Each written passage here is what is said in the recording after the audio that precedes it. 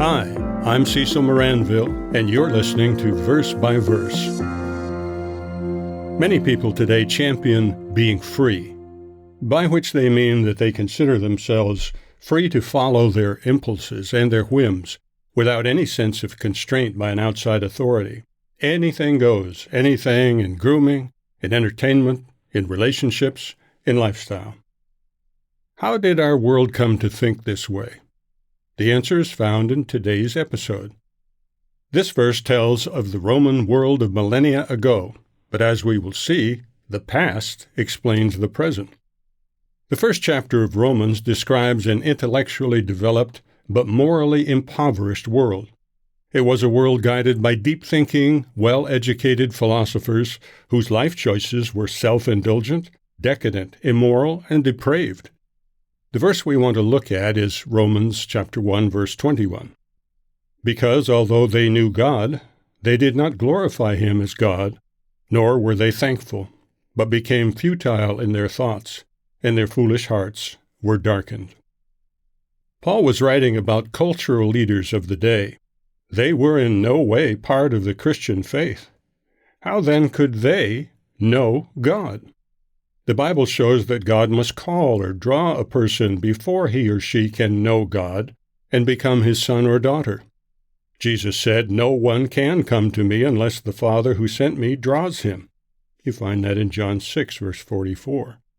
In another of Paul's epistles, he wrote of the wisdom of God being a mystery and hidden from humanity. He explained that God had to supernaturally activate the mind's ability to understand spiritual truths. Otherwise, people were locked out from this knowledge of God. The cultural leaders of ancient Rome were not spiritual children of God. Romans 1 verse 20 shows that they were the educated and the educators, professional men and women well versed in the knowledge of the day. How then did they know God? As one commentary says, this knowledge is called natural revelation because it is seen in the created world, is accessible to the entire human race, and is not dealing with salvation.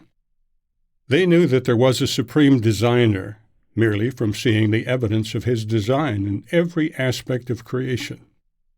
Our delicately balanced earth, all plant and animal life, the human mind, and the human body are all intricately designed, infinitely more than, say, an automobile.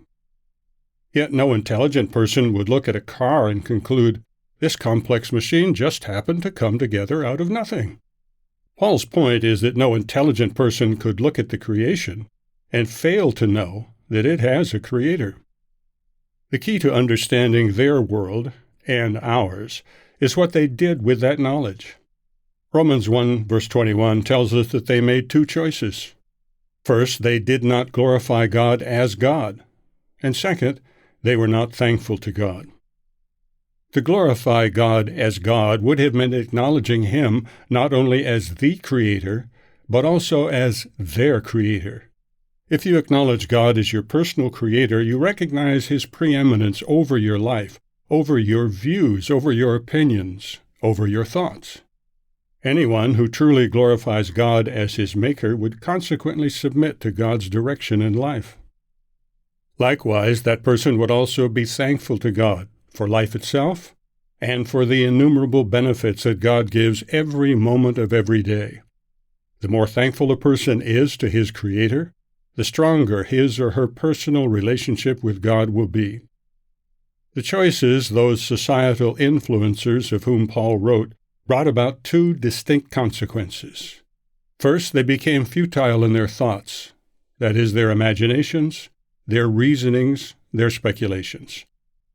Became futile literally means became worthless, without purpose in a moral sense.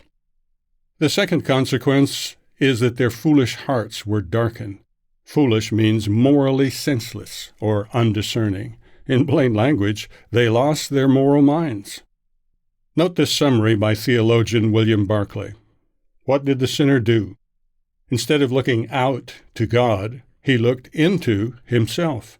He involved himself in vain speculations and thought he was wise while all the time he was a fool. Why? because he made his ideas, his opinions, his speculations the standard and the law of life instead of the will of God. The sinner's folly consisted in making man the master of things. He found his standards in his own opinions and not in the laws of God." End of quote. Now we return our thoughts to today's world. What do people today choose to do with this knowledge? Sadly, most continue making the same choices made by humanity millennia ago. They do not glorify God as God, and they are not thankful to Him. That's why our world is the way that it is. Verse by Verse is a companion podcast to the Daily Bible Verse blog, which you can find on the Life, Hope, and Truth Learning Center. Check out the show notes for more.